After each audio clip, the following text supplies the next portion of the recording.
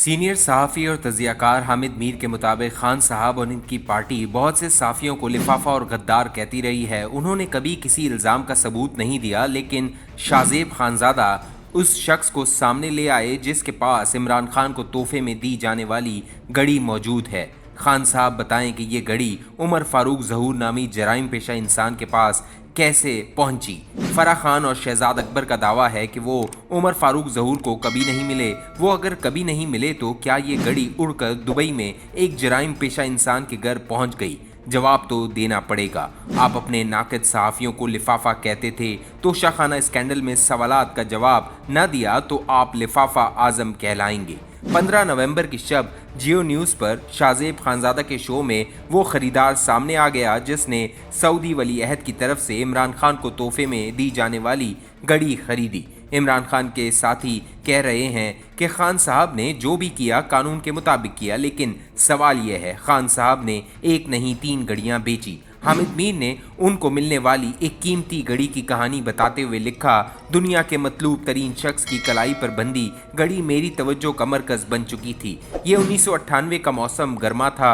Usama bin Laden ने America पर हमले का फतवा जारी किया था और कुछ पाकिस्तानी उलमा भी इस फतवे की हिमायत कर रहे थे। पाकिस्तानी अखबारात में भी इस फतवे पर बहस जारी थी। कंदार एयरपोर्ट के करीब उसामा बिन लादेन की रिहाइश गाह पर मैं इस फतवे पर इससे बहस कर रहा था। मेरा सादा सा सवाल था कि इस्लामी तालीमात की रोशनी में आप एक ऐसा हमला कैसे कर सकते हैं जिसमें बेगुनाह गैर मुस्लिमों के मारे जाने का खतरा हो। उसामा बिन लादेन के साथ डॉक्टर एमएल जवारी और अबू हफज मिल्सरी भी मौजूद थे। ये दरअसल एक अखबार के लिए इंटरव्यू था जो ख़त्म होने का नाम ही नहीं ले रहा था। मैं बार बार सवाल में से सवाल निकाल रहा था और उसामा बिन लादेन मुख्तलिफ किताबों में से हवाले निकाल कर मुझे दिखा रहे थे। ये नशिस्त सुबह नाश्ते के बाद शुरू हुई। ज़ोहर के वक्त अजान की आवाज़ आई। ये आवाज़ उसामा बिन लादेन की घड़ी में से आ रही थी। हम सब ने नमाज अदा की। खाने की तलब नहीं थी, लेकिन मेज़बान के इसरार पर खाने में शरीक होना पड़ा और दोबारा नशिस्त शुरू हो गई।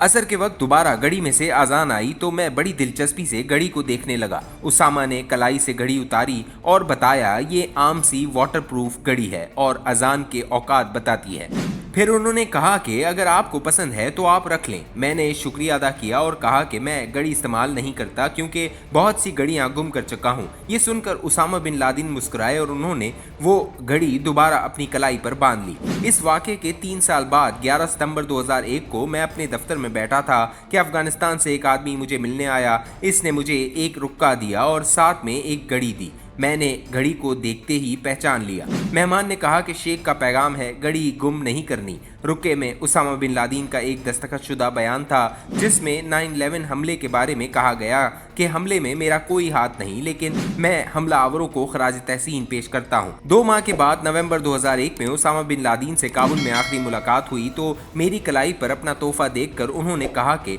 शुक्र है अभी ये गुम नहीं हुई। इस इंटरव्यू में एक दफ़ा फिर इनसे तल्ख सवालात पूछे और उन्होंने हर सवाल का जवाब दिया। ये इंटरव्यू इनका आखिरी इंटरव्यू था। जिसके बाद इस इंटरव्यू की भी बहुत तहकीकात की गई। दुनिया भर के सहाफ़ियों ने मेरे बारे में मुख्तलिफ ज़ावियों से तहकीकात की। मालदीव के 2 सहाफ़ी मोहम्मद शाहेब और अहमद ज़हीर भी मुझ तक पहुंच गए और इनकी तहकीकात का मरकज़ वो घड़ी थी जो उसामा बिन लादेन ने मुझे दी थी। मैंने इन्हें सब कुछ सच सच बता दिया। उन्होंने घड़ी की तस्वीर बनाई और जब इनका इंटरव्यू तस्वीर के साथ मालदीव के एक अंग्रेज़ी अखबार में शाया हुआ तो मेरे लिए नई मुसीबत खड़ी हो गई। लोग दूर दूर से ये घड़ी देखने के लिए आने लगे। पिछले साल 9/11 हमलों के 20 साल पूरे होने से कुछ अरसे कबल मुझे कनाडा के एक म्यूज़ियम ने कहा कि आप उसामा बिन लादेन की घड़ी हमें फ़रोख्त कर दें। मैंने बड़ी सादगी से कहा कि ये एक तोहफ़ा था, इसे मैं फ़रोख्त नहीं कर सकता। म्यूज़ियम वालों ने सारी रिसर्च कर रखी थी।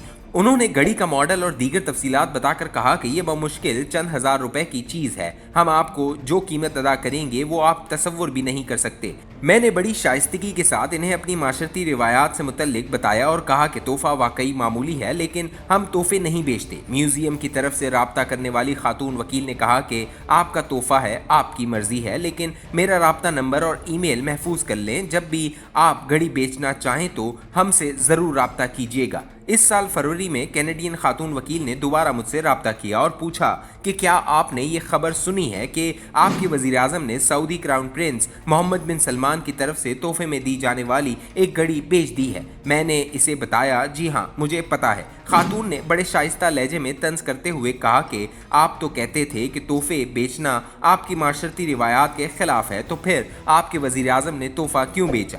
मैंने इस शाइस्ता तंज का बड़े तल्ख अंदाज में जवाब दिया तो खातून ने फौरी तौर पर माजरत कर ली और कहा कि देखिए, आपके वजीर आज़म ने जो भी किया कानून के मुताबिक किया। हम भी तमाम कानूनी तकाजे पूरे करके आपके साथ डील करना चाहते हैं। आपको जो भी रकम मिले इसे आप फौरी तौर पर इनकम टैक्स अथॉरिटीज़ के सामने डिक्लेयर कर दीजिएगा। अपने वजीर आज़म की तरह 3 साल बाद डिक्लेयर न कीजिएगा, आपको कोई मुश्किल नहीं होगी। मैंने खातून से पूछा कि क्या मैं ये घड़ी आपको मुफ्त अतिया कर सकता हूँ और क्या आप मुझे तहरीरी ज़मानत देंगी कि आप ये घड़ी किसी और को फ़रोख्त नहीं करेंगी? खातून ने कहा कि मैं जल्द आपको दोबारा कॉल करूंगी, लेकिन फिर इनकी कॉल नहीं आई। 15 नवंबर की शब जियो न्यूज़ पर शाहजेब खानजादा के शो में वो ख़रीदार सामने आ गया जिसने सऊदी वली अहद की तरफ से इमरान खान को तोहफे में दी जाने वाली घड़ी खरीदी। इमरान खान के साथी कह रहे हैं, खान साहब ने जो भी किया कानून के मुताबिक किया, लेकिन सवाल ये है खान साहब ने एक नहीं 3 घड़ियां बेची। उन्होंने तोशाखाना से अंगूठियां, हार, कफलिंग्स, आईफोन और न जाने क्या क्या औने पौने दामों खरीदा। अब इन्हें बताना होगा कि ये सब तोहफे कहाँ गए। खान साहब और इनकी पार्टी बहुत से साफियों को लिफाफा और गद्दार कहती रही है। उन्होंने कभी किसी इल्ज़ाम का सबूत नहीं दिया, लेकिन शाहजेब खानजादा उस शख्स को सामने ले आए हैं जिसके पास इमरान खान को तोहफे में दी जाने वाली घड़ी मौजूद है। खान साहब बताएं कि ये घड़ी उमर फारूक ज़हूर जराइम पेशा इंसान के पास कैसे पहुंची। फराह खान और शहजाद अकबर का दावा है कि वो उमर फारूक ज़हूर को कभी नहीं मिले। वो अगर कभी नहीं मिले तो क्या ये घड़ी उड़कर दुबई में एक जराइम पेशा इंसान के पास पहुंच गई?